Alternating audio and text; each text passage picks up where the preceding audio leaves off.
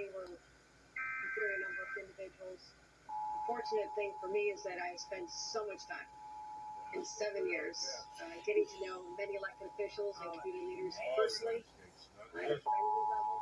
I understand no stranger to me, but also someone that will carry on the vision of my administration to continue a strongly progressive policies to take this state forward, to get us out of COVID as soon as possible, and to rebuild back this great state of New York. This is a test of the National Emergency Alert System. This system was developed by broadcast and cable operators in voluntary cooperation with the Federal Emergency Management Agency, the Federal Communications Commission, and local authorities to keep you informed in the event of an emergency. If this had been an actual emergency, an official message would have followed the tone alert you heard at the start of this message. No action is required.